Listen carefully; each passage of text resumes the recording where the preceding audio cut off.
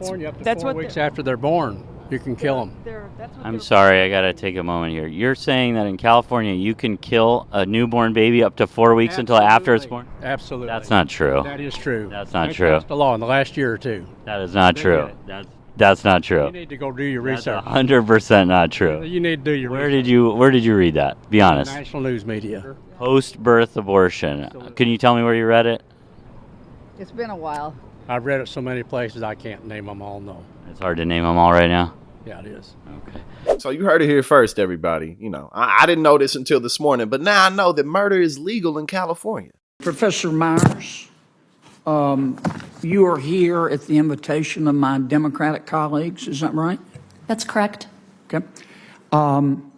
In his opening statement, my good friend Senator Whitehouse said, I want to quote, reproductive justice is economic justice, close quote. Do you agree with that? I might, as an economist, use the word rights, but yeah, I do agree with that. Okay. That's not true for the baby, is it? Well, first of all, I would refer to a fetus, not Yeah, a baby. but that's, well, a fetus. I refer to it as a baby. That's not true for the baby, is it?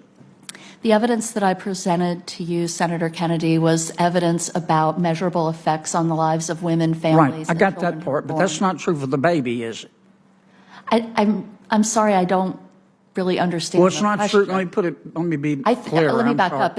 As an economist, I measure effects using data. I'm not here to talk about ethics, assignment of Right. personhood. That's not my Well, but you role. said you agreed with the chairman's statement that reproductive justice is economic justice. There is no economic justice for the baby because the baby's dead, right?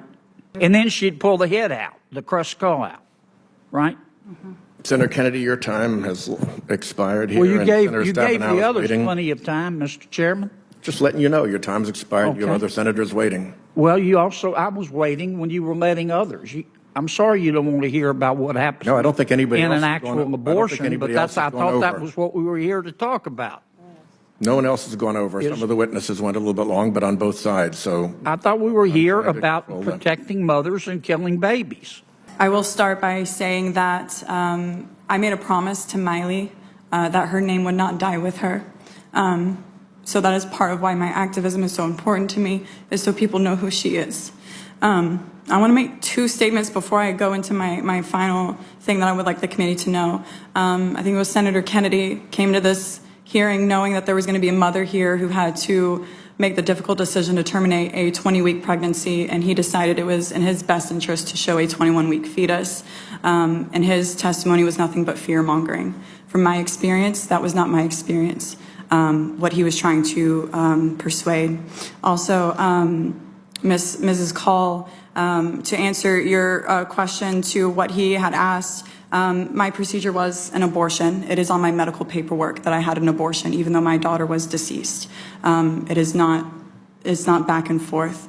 An abortion is a medical procedure, whether that fetus is deceased or not. But I would like to ask the committee to remember my story and to remember that I'm one of thousands, if not millions, of people in this country that need or needed abortion access, and to remember that it's not black and white and one size does not fit all. We can't be putting politics into healthcare decisions, and also to remember these facts, that abortion access is essential healthcare, no matter how you want to look at it. It's essential healthcare for so many, and exceptions don't work. I'm a living testimony to that. Listen, from now on, John Kennedy's name is Mr. Ding Dong. Because of his infamous takedown of Kamala Harris, you know, the public thinks she's a bit of a ding dong, but now that's just your name, brother. You got to live with it forever.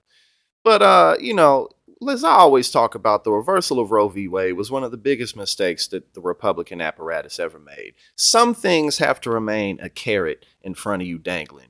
Because once you catch it, sometimes it's all over. Republicans have been losing election after election after election since the reversal of Roe v. Wade, or at least greatly underperforming in the polls because the public simply is not okay with 6-week abortion bans. It's a line too far. You should have kept it a dream. So now when you see John Kennedy in the Senate or whatever, you know, hearing, talking about how, you know, New Mexico, Colorado, New Jersey, Alaska, again, as if just loads and loads of people are keeping their babies until 9 months. And then, you know what? I think I'll get rid of it now. Who does that? No one does that, which is what we saw this woman say. That just doesn't happen. Unless it's an unbelievable extreme emergency, who would carry a fetus all the way up to that point and then be like, you know what? I'll get rid of it now. That doesn't happen. They should have kept it a carrot on a stick, but they went and did it. And that's almost certainly why Republicans are about to lose in November.